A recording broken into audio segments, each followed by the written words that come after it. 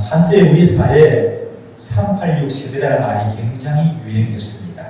지금은 좀 그 말이 들어간 것 같은데 386 세대의 특징은 60년대에 태어나서 80년대에 대학을 다닌 사람들이라는 거죠. 이 사람들의 특징은 사회의식이 높다는 것입니다. 386 세대 다음에 X세대라는 말이 등장을 했습니다. 이 X세대는 70년대에 출생을 하였는데 높은 소비 성향을 가지고 있고 자유분방함을 가지고 있다고 특징을 지어요. 그 다음에 어떤 세대가 있었죠? N세대가 있었습니다. 이 N세대는 80년대에 출생을 했습니다. 인터넷을 아주 잘하고 그 다음에 컴퓨터와 휴대전화가 아주 능숙한 그런 사람들이 이 N세대의 특징이라 그렇게 얘기를 합니다. 그 다음에 어떤 세대가 있었나요? W세대가 있었습니다. 이 W세대는 2002년 월드컵을 전후해서 생겨난 그런 말이라고 합니다. 이제 우리가 여러분의 의사를 여러 사람들 앞에서 표현하는 것이 쉽습니까? 어렵습니까? 어렵죠. 저도 집안에서 그렇게 얘기했어요. 사람 시험 보이는데도 못 간다. 정말 그랬습니다.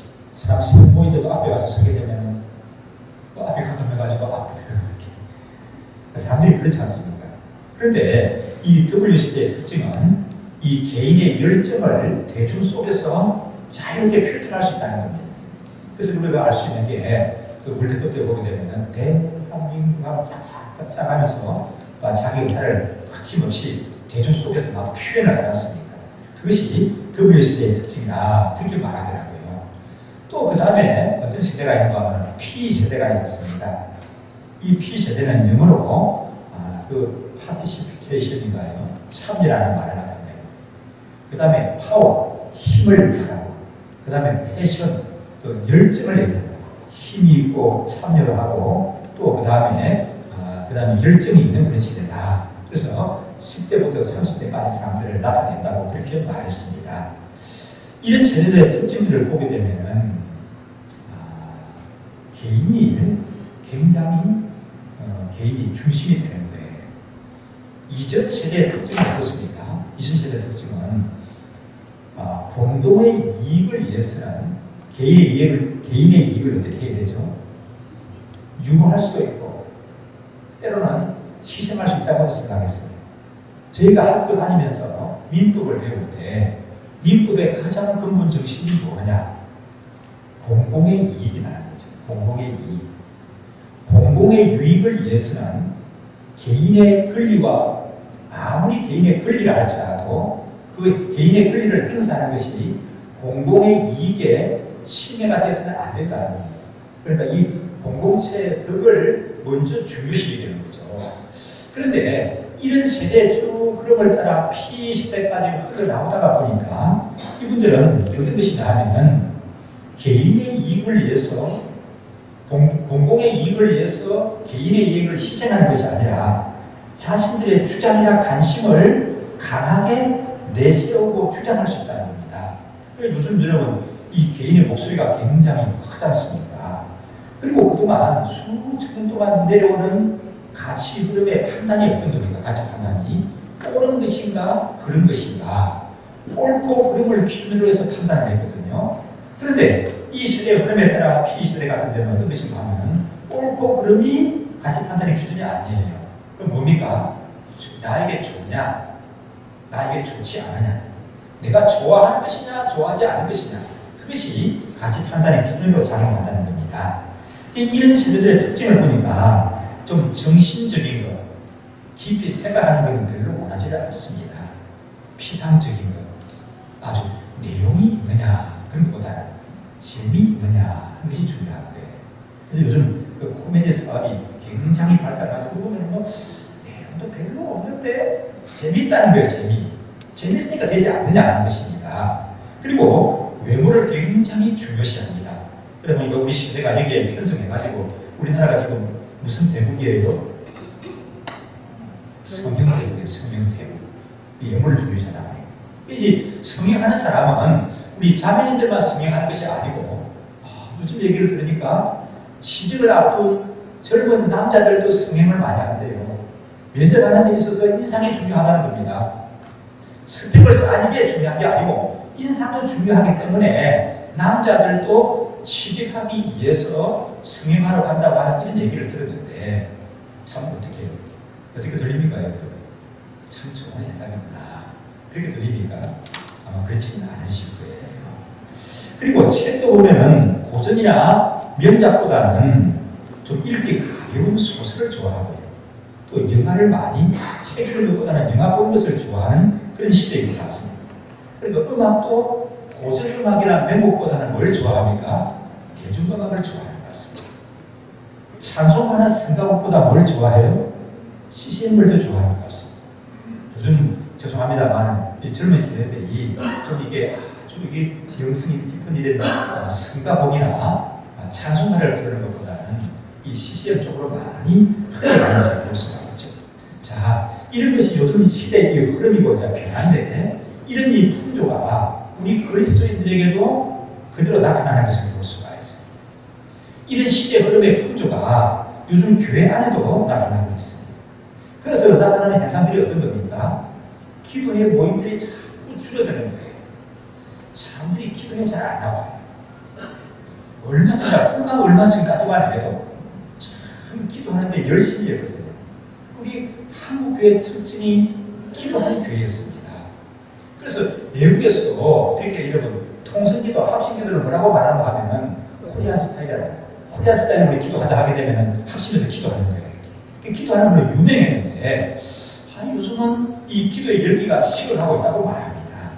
그리고 예배도 말씀 선포가 점점 줄어드는 거죠. 어떤 공연하는 거라든지 예배 시간에 음악이라든지 영상을 감상한다든지 그 간증 순서 같은 것들이 많이 차지하면서 이 말씀을 듣고 말씀에 귀를 기울이는 시간이 점차 줄어들어간다고 말하고 있습니다. 그러다 보니까 성경 읽기에 어떻겠습니까? 부지런하다, 소홀하다. 성경 읽기도 점점 소홀해지는 겁니다. 교회 봉사도 어때요? 그전에는 교회 봉사 서로 땀 흘리고 하려고 했습니다. 막 팔 걷어붙이고 벌써 놓고 말이다. 넥타이 풀어놓고 말이다. 남자들도 땀 흘리고 막 교회 봉사하는 거 즐겨했습니다. 그런데 요즘은 땀 흘리면서 교회 봉사하는 것들을 사람들이 많이 싫어한대요. 물론 우리 교회 나타나는 현상은 아니라고 생각합니다. 우리 교회 봉사 중에서 땀 흘리는 게 제일 뭐죠? 주방 봉사. 주방 봉사 다 싫어합니까, 여러분? 이제 주방 봉사 어때요? 다 싫어합니까? 뭐 그런 것 같지는 않습니다. 우리는 참 무척 다행이라고 생각하는데 이런 흐름이, 이런 풍조가 썩 좋지 못하죠. 그리고 생각이 깊은 사람들, 생각이 있는 사람들을 크게 염려하게 한다고 생각이 됩니다. 예배 시간에 하나님 말씀이 선포가 되고 그 말씀을 하나님 말씀으로 듣고 붙잡고 또 마음속에 깊이 그 말씀을 새기는 것은 그 무엇으로도 대신할 수 없는 것인 줄 믿습니다. 아멘이신가요? 아멘. 다시 말씀드립니다. 예배 시간에 하나님 말씀이 선포가 되고 그 말씀을 하나님 말씀으로 내가 듣고 그 말씀을 붙잡고 마음속에 새기는 것은 그 무엇으로도 대신할 수 없는 거라고 합니다. 아멘이신가요? 그래서 이 하나님 말씀이 선포가 되고 하나님 말씀에 귀를 기울이는 것은 예배의 본질입니다. 예배에 여러분 제일 여러 가지 많은 순서들이 있지만은 그 중에서 가장 중요한 우리가 놓치지 말아야 할 것이 뭔가 하면은 말씀 듣는 시간이죠. 말씀을 듣는 시간. 말씀을 전하는 사람이 중요한 위치에 있는 것이 아니고 하나님 말씀이기 때문에 하나님 말씀이 선포가 되기 때문에 그 말씀에 귀를 기울이고 우리가 그 말씀을 붙잡아야 하는 거예요. 그것이 예배의 본질인 줄 믿습니다. 이거는 시대가 아무리 변하고 유행이 변하고 흘러간다 할지라도 예배에 말씀이 중심이 되는 것을 우리가 놓치지 말아야 한다는 것이에요. 말씀과 다른 것을 뭐 대체할 수가 있는 것이 아닙니다. 우찌무라 간조라고 하는 분이 계셨습니다. 우리말로 말하면 내촌 감상이라고 하는 일본에 있었던 유명한 신학자고 목회자였죠. 이분이 이런 말씀을 했어요. 하나님이 사람을 저주하신다면 질병이나 실패나 죽음으로 저주하지 않을 것이다.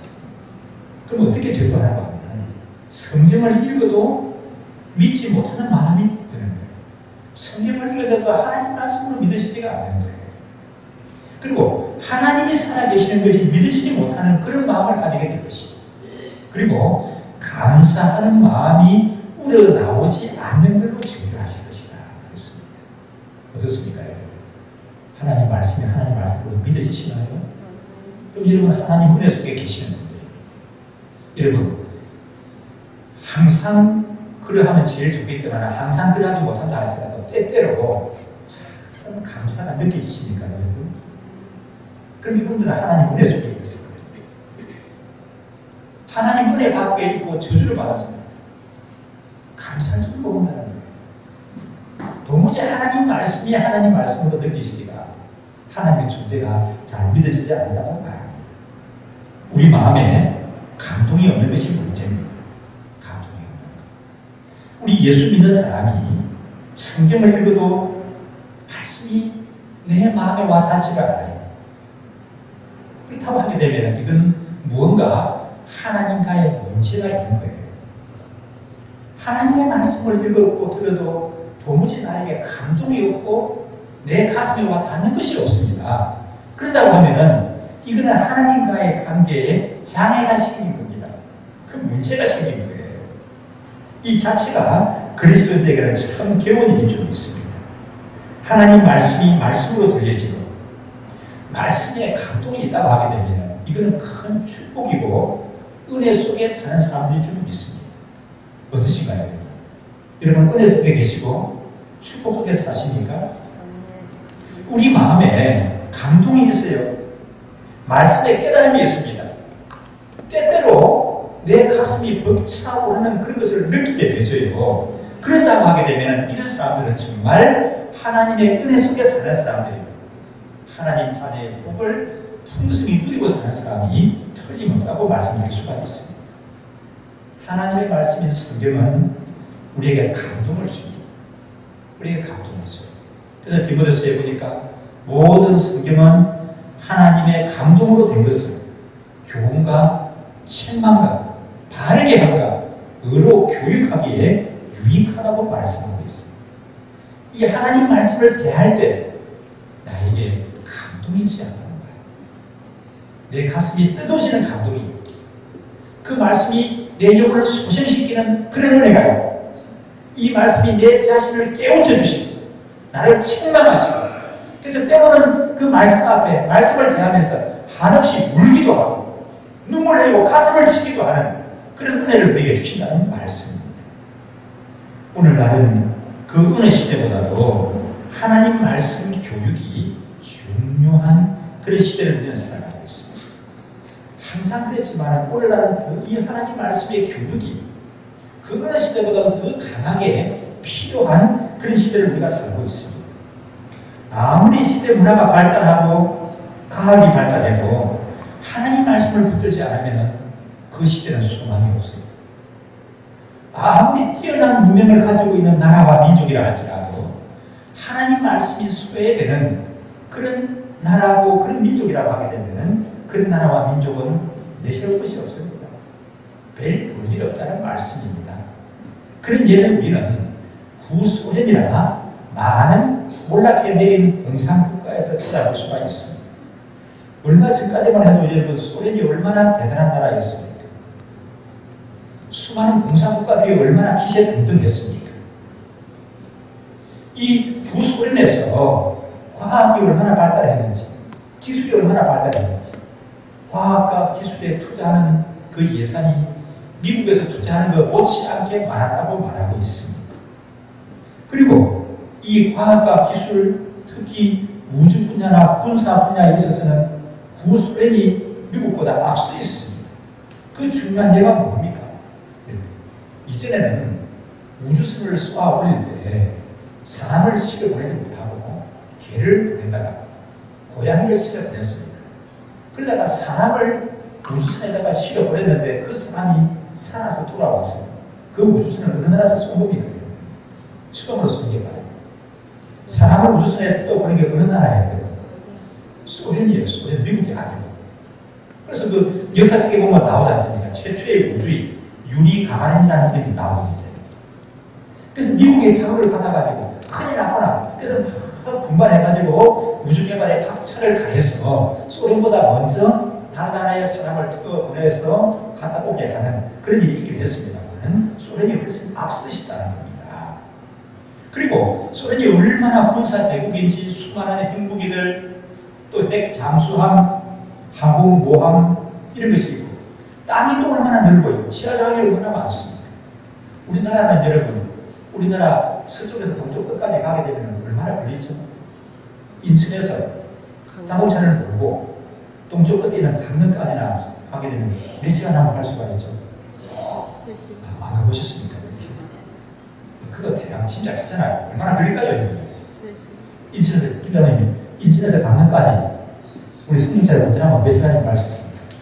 4시간. 그렇죠? 4시간이면 넉넉한 시간이죠? 넉넉해요, 4시간. 왜? 서울에서 뭐 한 2시간이면 강릉 가고 1시간이면 인천까지 가고 4시간이면 넉넉하게 가거든.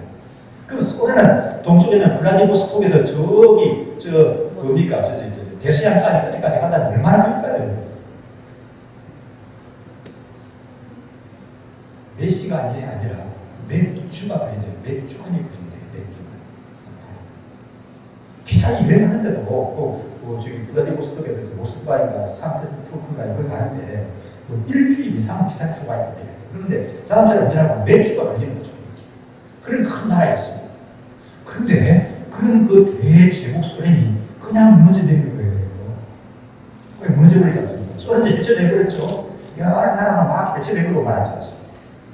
그 소련을 따르던 공산주의 이념을 따르던 많은 나라들이 동시에 그냥 와르르 무너져내리고 말았습니다. 그런데 가만 보니까 소련이 무너져내리고 공산주의가 무너져내린 것은 공통점이 있는 것 같아. 어떤 공통점인가 하면 그 사람들이 다 하나님의 존재를 믿지 않는 사람들입니다. 하나님의 존재를 믿지 않으니까 소용이 없다는 거예요. 성경을 하나님의 말씀으로 가르치지 않는 나라예요. 그러니까 성경을 하나님 말씀으로 믿지 않고 성경을 하나님 말씀으로 가르치지 않으니까 아무리 많은 지식을 가지고 닦아도 아무리 그 지식을 높이 쌓아도 마치 모래 위에 지은 집과 같이 어떻게 됩니까? 무너져 내릴 수밖에 없다는 것입니다. 그리고 시대마다 하나님 말씀이 중심을 가지지 못하고 하나님 말씀이 약화되게 되면 아주 허무맹랑한 것들이 기승을 부려요. 가보니까 지금이 그런 시대인 것 같습니다. 지금 여러분 영화도 어떤 영화가 인기가 있어요? 사실의 내용을 바탕으로 한 뭔가 보면 우리가 참 교훈을 주는 그런 영화는 매우 애들이 가서 안 봐요. 지금. 그럼 어떤 걸 봅니까? 아주 공상 만화 같은 그런 내용을 담은 그런 것들이 굉장히 인기를 끌어요. 그리고 참 밤만 떨어지는 뭐 좀비들이 나오는 그런 영화나 소설들이 얼마나 인기 있는지 모른다고 얘기해요. 그게 왜 그래요? 하나님 말씀이 근위를 가지지 못하고 하나님 말씀이 이 시대가 붙잡히지 못하니까 아무 맹랑한 그 계기 소설이나 공상 같은 이 만화 같은 그런 것들이 막 사람들의 마음을 휘어잡고 관심을 막 붙잡고 나아가는 것을 볼 수가 있습니다. 그래서 우리는 이 하나님 말씀에 감동받는 사람이 되게 할 줄 믿습니다. 그리고 이 하나님 말씀에 감동에 젖어서 살면서 이 감동을 좀 전하고 나누는 그런 사람들이 되어야 한다는 말씀입니다. 하나님이 말씀해 주는 감동에 대해서 성경이 얘기합니다. 시편 119편에 보니까 이 하나님 말씀을 내가 대하고 주의 말씀에 내가 감동을 받으니까 내가 누구보다 지혜롭다고요? 원수보다 지혜롭대요.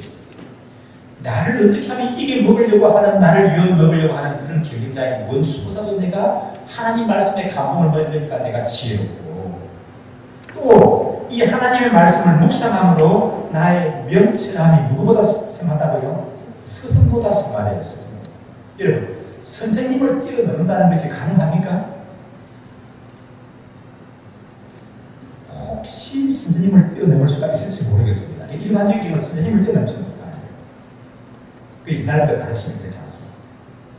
그런데 내가 주의 말씀에 감동을 받으니까 나의 명철함이 나의 스승보다 승하다. 또 주의 법도를 지킴으로 나의 명칭하니 누구보다 승하다고요? 노인보다 승하대요. 노인. 노인은 뭐가 많죠? 지혜가 많아요. 꽤가 많습니다. 어릴 때 장기를 배웠는데 이 여름에 장기 드는 것이 얼마나 재미나죠. 그래서 나무 그대에 가가지고 또 교회 마당에 가가지고 애들 친구들과 장기를 드는데 재밌어요. 그래서 여러분 어떤 분들이 장기를 잘 둬요. 장기 수는 연세가 많을수록 수가 높아야 돼요. 이 어른들하고 특히 이 노인 같은 분들하고 장기를 두게 되면 불 때마다 깨져요. 이렇게. 왜 그래요? 그래서 한 얘기지. 어른들은 장기 수가 무궁무진하다. 그러면 그 장기 수만 높은 것이 아니라 연세가 높을수록 뭐가 많습니까? 잘 모릅니까? 우리 애들이 말하면 그러니까 내가 해봤는데 왜 앉아있다? 내 그릇 꼭대기 앉아있으면 다 알아. 내가 키 큰 건데 뭐 뻔하면 하고 있구나. 며느리가 뭐라고 하고 사이가 뭐라고 하고 뭐라고 해도 다 어때요? 내가 다 꼭대기 앉아있어. 내가 다 알아. 예, 내가 다 별도 갖고 살아본 거야. 그거. 이런 거거든요. 그게 이 노인들은 세상을 헛산 게 아니라 그 세상을 살아온 것만큼 지혜가 쌓여있는 겁니다. 어른들을 이겨먹는 건 참 힘든 거예요. 어른들을 이기려고 하지 마세요. 그래서 어른들이 그렇다고 그런 줄 아셔야 돼요. 그런데 이 말씀에 내가 감동을 받고 살아가니까 나의 지혜로움이 누구보다 승하다고요? 원수보다 승하고 스승보다 승하고 노인보다도 승하다 그렇게 말합니다. 그래서 시편기자가 주의 말씀은 내 발의 등이요 내 길의 빛이 됩니다. 그렇게 말씀하죠. 119편 56절에 보니까 그래서 얘기합니다. 내 소유는 이것입니다. 하나님 아버지 내 소유는 이것입니다. 뭐라고 말합니까? 곧 주의 말씀을 지키는 이것이 곧 나의 소유입니다. 그렇게 시편기자가 노래하는 것을 볼 수가 있습니다. 우리는 이런 말씀을 대하면서 하나님 앞에 가져야 할 사명이 있습니다. 이런 말씀의 은혜를 누리면서 우리가 가져야 할 사명이 있는데 그 여러 가지 중에 한 두 가지 생각하게 되면 첫째로 어떤 것이냐 하면 내가 이 말씀을 붙들고 말씀의 감동 속에 살아야 한다는 거예요. 어떻게든지 좀 하나님 말씀을 붙들고 이 말씀이 주는 감동 속에 살아가는 저와 여러분이 되셔야 할 줄 믿습니다. 그 위해서는 어찌해야 될까요? 이 말씀을 좀 말씀에 친해져야 하는 거예요. 말씀에 가까워져야 하는 거예요. 여러분 뭐하고 친하십니까? 만화책하고 친하신가요? 신문하고 친한 것만큼 하나님 말씀하고 친하신가요? 텔레비전 드라마하고 친한 것만큼 하나님 말씀하고 친하십니까? 아니면 신문이나 잡지나 드라마보다 하나님 말씀하고 훨씬 더 친하십니까? 어떠신가요? 이 말씀에 좀 가까워져야 하는 거예요. 말씀을 부지런히 읽고 말씀을 사모하는 그런 성도들이 되셔야 할 줄 믿습니다. 얼마 전에 저희 집에서 수십 년간 정기 구독하는 일간지 신문이 있는데 그 일간지 신문에 이런 기사가 났어요. 세상에 일간지 이런 기사가 났네 하고 내가 눈이 번쩍 떠서 이렇게 봤습니다. 보는 정도로 끝인 게 아니라 스크랩을 해놨습니다. 그 제목이 뭐냐 하면 도전 성경 청독 확대되어 있다. 제목. 일간지 신문에 주간지도 아니고 종교신문도 아닌데 도전 성경 청독 이렇게 되어 있는 거예요. 그 책을 소개하는 거고 책 제작을 소개하는 것이었습니다. 이 책이 그 책 제목이 도전 성경 청독인데 이 책이 출판이 되는데 출판된 지 4월 만에 2세를 찍었대요. 그럼 이거 놀라운 거 아닙니까? 어쨌든 어때요? 출판된 지 3일 만에 2세를 찍었대요. 요즘은 책 안 팔리거든. 책 하고 안 읽는 것이 요즘 우리 이 시대 사람들의 특징이래요. 근데 이 책은 일반 교양 서적도 아닌데 책이 출판되자마자 너무 막 팔려나가가지고 3일 만에 2세를 찍었다고 하는 건 굉장히 놀라운 겁니다. 그렇게 인기를 얻었다는 거죠. 그리고 이 저자가 목사님인데 CGN TV 있어요. CGN TV 아십니까? 네. KBS, MBC만 알아요. CGN이라고 하는 우리 기독교 방송 나오는 채널이 있잖아요. 그 채널에서 이 저자가 강의를 했대요. 강의 제목이 뭐냐면은 왜 성경을 읽어야 할 것인가 강의를 했는데 이 사람 강의한 그 동영상이 그 유튜브에 막 올라다니면서 막 조회를 하는데 뭐 엄청난 조회수를 가지고 있다고 얘기합니다. 이분이 목사님인데 목회를 하는데 너무 안 돼가지고 목회가 너무 안 돼가지고 좀 쉬었대요. 그러다가 이분이 성경을 자꾸 부지런히 성경을 읽기 시작했답니다. 근데 이분이 주장하는 게 뭔가 하면은 성경을 읽다 보니까 눈이 번쩍 열리게 눈이 열려요. 그래서 이분 주장이 이겁니다. 성경을 읽기는 눈을 여는 것이 눈을 뜨는 것이 성경을 읽기라는 거예요. 마치 바울이 다메섹으로 갔다가 눈이 어두워져 버렸죠. 그래서 누가 기도하니까 눈이 열렸습니까? 누구죠? 잘 모르십니까? 아나니아. 아나니아가 아주 기도하니까 바울의 눈에서 비늘 같은 것이 떨어지고 바울이 보게 되지 않습니까? 눈이 열리지 않습니까? 그와 같이 성경을 자꾸 읽다 보니까 이 목사님의 눈이 열렸다는 거예요. 그래서 이분은 이렇게 주장을 합니다. 이분 주장하는 것이 꼭 내 주장하고 같아요. 그래서 제가 여러분에게 소개한 거고 제가 박수를 치면서 내가 하고 싶은 것을 이분이 신문에서 하고 있는 거예요. 그것도 다른 신문이 아니라 일간지에서 뭐 수백만 부가 나가는 하루에 나가는 그 일간지에서 이분이 하나 바로 내 주장을 대신하고 있구나. 야 신난다. 제가 그러면서 읽었거든요. 근데 이제 이분은 뭐라고 말하는가 하면 성경을 무조건 읽으라는 거예요. 성경을 읽는데 모르는 분이 나오면 어떡합니까? 그걸 수학 문제 풀고 탁 나가듯이 다 하고 나가서 그렇게 하지 말고 그냥 건너뛰어 나가라는 거예요. 어려운 것이 어떤 것이 어렵죠? 성경 읽을 때 어떤 점이 어렵습니까? 연대가 나오는 거 어렵습니다. 솔로몬 때로부터 뭐 24대가 지나고 어려워요. 그런 걸 건너뛰고 나가는 게 어렵다는 거예요. 또 뭐가 어렵습니까? 성경 읽을 때 어려운 게 사람 이름 나오는 게 어려워요. 보면 뭐 개윤길, 한현심, 김승만 이렇게 안 나오잖아요. 그 이름 나오는 게 참 생소해가지고 한참 기억하기 어려워요 이렇게. 그럼 그 건너뛰라는 거예요. 또 뭐가 어렵습니까? 지명이 어려워요. 뭐 송파구, 뭐 방이동, 통영, 거제, 고성 이렇게 나오는 게 아니잖아요. 우리에게는 생소한 그런 이름들이 나오죠. 그 건너뛰라는 겁니다. 그냥 넘어가라는 거예요. 그래서 그냥 말씀에 초점을 찾아오면서 계속 읽다가 보게 되면 이분 주장하는 것이 이거예요. 예수 에너지가 나에게 쌓인다는 거예요. 그리고는 성경에 대한 눈이 열린다는 거예요. 요즘 큐티를 많이 강조하긴 하는데 큐티도 좋습니다만 저는 가능하면 큐티보다 성경을 자꾸 읽는 것이 난 더 좋다고 저는 생각해요. 왜냐하면 큐티를 하다 보니까 하나님 말씀보다는 자기 생각이 많이 들어가요. 근데 성경을 그냥 그대로 자꾸 읽다 보게 되면 이 하나님 말씀에 친해지는 거거든요. 친해지는 거예요. 그래서 이 소리 내어서 하나님 말씀 읽는 것이 제일 좋은 것이라고 생각이 되어집니다. 제일 좋은 거예요. 수많은 정보가 내가 원하지 않는데, 내가 의식하지 않는데, 수많은 정보들이 내 눈을 통해서, 내 귀를 통해서 나에게 들어오는 거예요. 그래가지고 내가 그 수많은 정보에 사로잡히고 세뇌당하는 거예요. 그렇지 않습니까, 여러분? 내가 원하는 소리만 듣는 것이 아니에요. 눈을 떠서 하루를 살아가다 보게 되면 내가 원하지 않는 또 나에게 전혀 영향받도 없고 도움 안 되는 차라리 몰랐으면 좋았어요. 그런 수많은 정보들도 내 눈을 통해서 귀를 통해서 끊임없이 나에게 들어오는 거예요. 나도 모르게 그런 정보들에 나는 세뇌당하고 조정당하고 살아가고 있습니다. 그래서 우리는 좀 의도적으로 뭘 해야 되는가 하면 이 하나님의 말씀을 나에게 채워야 돼요. 그럴 때 그 수많은 정보들이 나를 사로잡는 데서 내 자신을 지킬 수가 있습니다. 저는 전에도 그랬지만 요즘 새벽기도 나오는 것이 참 좋아요. 제가 목사가 아니었으면 새벽기도 이렇게 잘 나올까? 그때 목사가 아니었으면 잘 나왔을 것 같습니다. 물론 나오긴 했지만 지금 뭐 목사같이 잘 나오지는 않았겠죠. 좀 피곤하면 쉬기도 하고 뭐 바쁘면 빠지기도 하고 하지 않아요. 그러니까 목사이기 때문에 안 빠지고 잘 나오는데 저는 이게 축복이라고 생각합니다. 목사에게 주어진 축복 가운데 하나는 뭐냐면 새벽기도 할 수 있는 특권이에요. 그게 부담이 아니라 특권이라고요?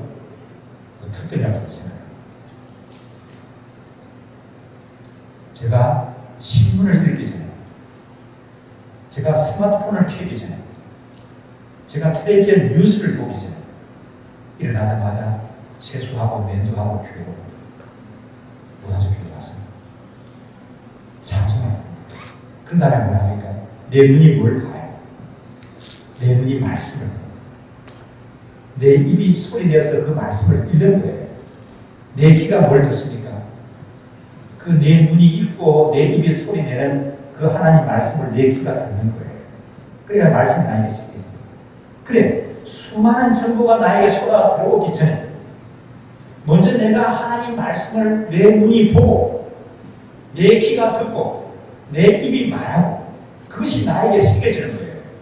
이야, 이것이 얼마나 복되고 귀한 사람입니까? 이것이 얼마나 복되고 귀한 사람입니까? 그렇게 생각이 돼요. 그래서 말씀에 보니까 이걸 복되다고 했어요. 너희 눈은 뭐함으로? 너희 눈은 봄으로, 너희 귀는 주의 말씀을 들음으로 복이 또다 그렇게 말씀받았습니다. 그래서 우리 귀가, 우리 눈이 참 이런 아침에 내가 의식해서 깨어나서 내가 의식적인 활동을 하기 이전에 주의 말씀을 대함으로 말미암아 복이 있는 그런 사람들이 되셔야 할 줄 믿습니다. 그래서 이 부지런히 하나님 말씀을 좀 대해요. 이것이 하나님 말씀을 받은 구원받은 하나님 자녀들의 첫 번째 사명이라고 생각이 되겠습니다. 그래서 하나님 말씀에 감동이 있어야 돼요. 하나님 말씀에 감동. 말씀을 들을 때 감동을 받고 또 말씀을 내가 접하고 대하고 읽음으로 내가 이 하나님의 말씀이 나에게 감동을 주는 그런 삶을 살아야 한다는 말씀입니다. 두 번째로 생각할 수 있는 사람은 이 말씀을 가르쳐야 합니다. 이 말씀을 증거해야 하는 거예요. 이 말씀을 다음 세대에 전해야 한다는 말씀입니다. 오늘 말씀 2절에 보니까 다시 한번 읽어보실까요? 함께. 또 내가 많은 증인 앞에서 내게 들은 바를 충성된 사람들에게 부탁하라. 저희가 또 다른 사람을 가르칠 수 있습니다. 이게 우리 신앙 교육의 계대성을 얘기를 합니다. 기독교 복음은 하나님의 말씀은 끊임없이 전해져야 하는 거죠. 할아버지가 아버지에게, 아버지가 아들에게, 아들이 손자에게, 손자가 전손자에게 끊임없이 쭉 이렇게 이어져 나가야 하는데 이제 다음 세대에 이렇게 맥을 가지고 이어져 나가야 하는데 그 계대성을 말씀을 하고 있습니다. 또 디모데전서 4장에 보면은 내가 이것으로 형제를 깨우치면 그리스도 예수의 선한 일꾼이 되어 믿음의 말씀과 내가 초천 선한 교훈으로 양육을 받으리라 그렇게 말씀했습니다. 우리가 이 시대에 하나님의 풍성한 은혜를 누리고 살아가지 않습니까? 그렇죠. 우리가 하나님의 풍성한 은혜를 누리는 것은 누군가가 나에게 복음을 전해준 사람이 있었기 때문입니다. 맞습니까, 여러분?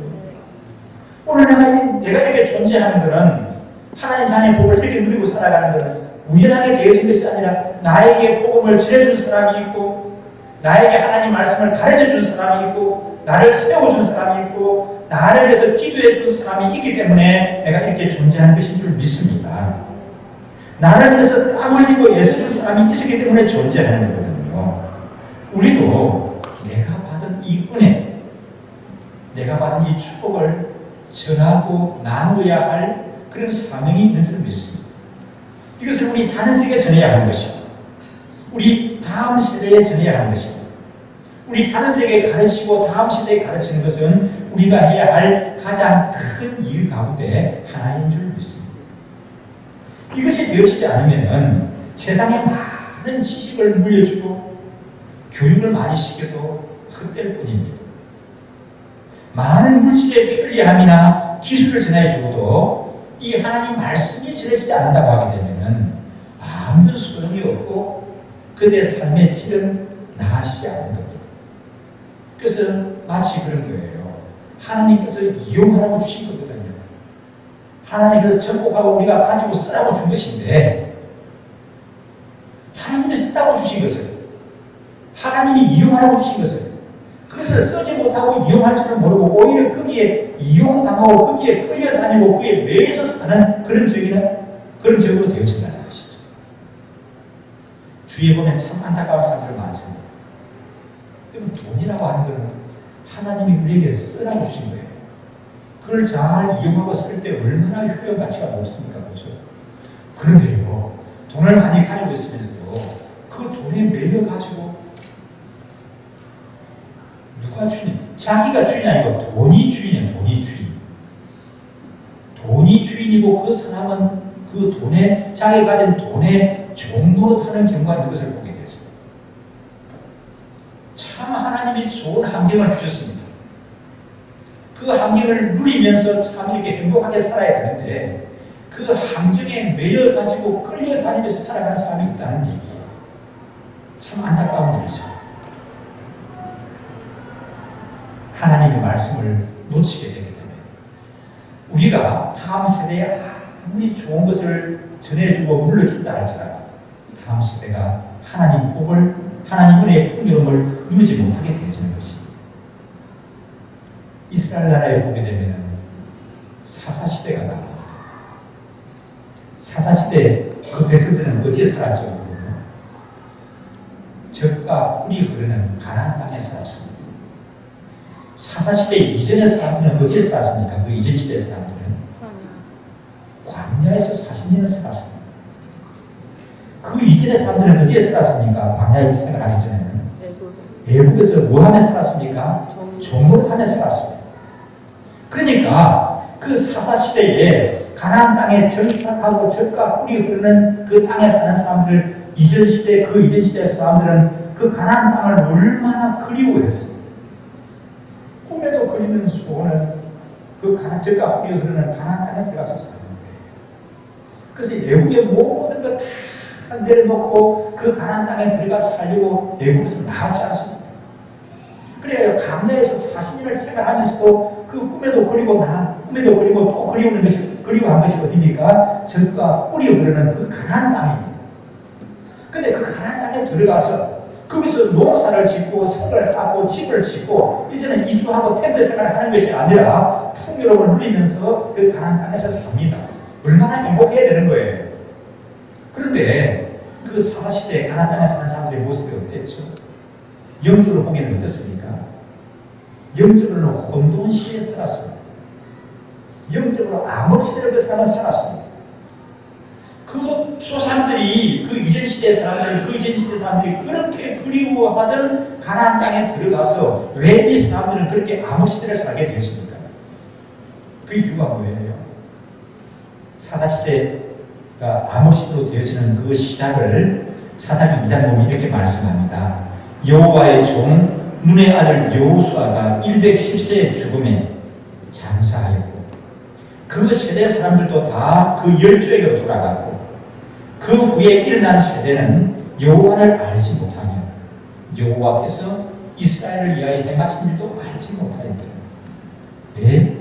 그 좋은 땅에 살면서도 복을 누리지 못했다고요? 여호와를 알지 못했고 또 여호와께서 행하신 일들을 알지 못했기 때문이다. 하나님 말씀을 알지 못한 그런 결과였다고 얘기하고 있습니다.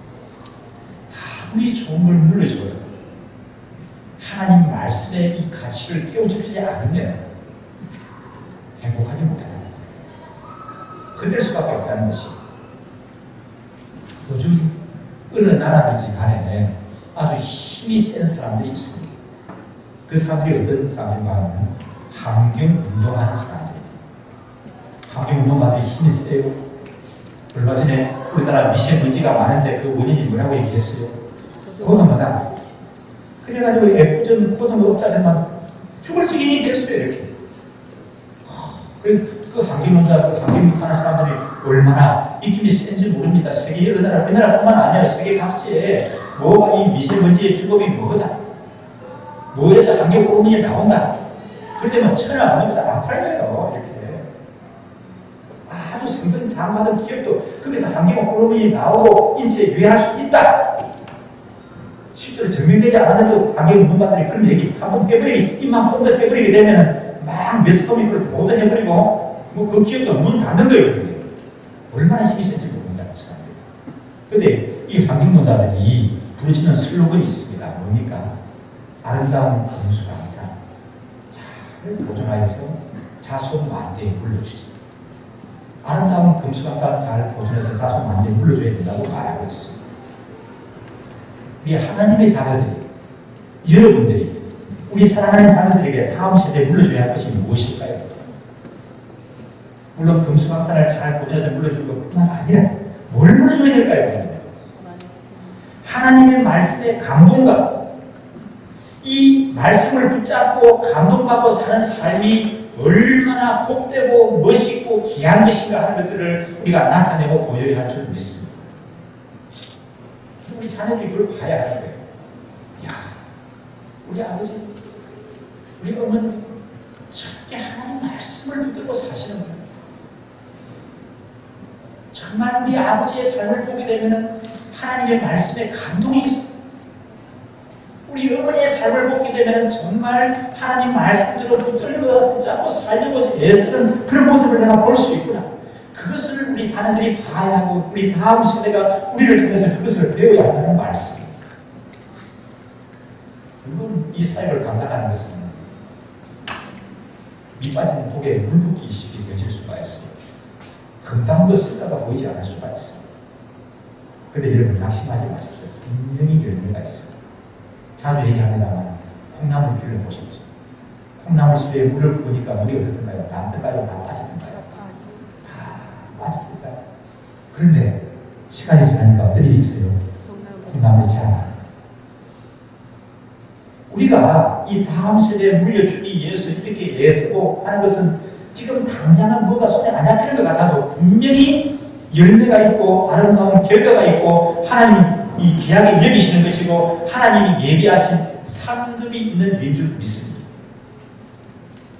참 재미나는 얘기가 있는데요. 미국에서 한 주일학교 선생님이 골목에 나가서 놀고 있는 4명의 아이들에게 복음을 전했습니다. 그 아이들을 교회 데리고 와가지고 잘 교육을 시키는데 이 선생님의 지극한 정성에 감동을 먹고 그 아이들이 주일학교를 4명의 아이들이 잘 다녔습니다. 그리고 나서 시간이 4, 50년이 지났습니다. 이 주일학교 선생님은 머리가 하얀 백발이 승승하고 허리가 꼬부라진 그런 할아버지가 되어졌습니다. 근데 어느 날 이 할아버지 주일학교 선생님 생일이었습니다. 생일에 4통의 축하 전보가 온 겁니다.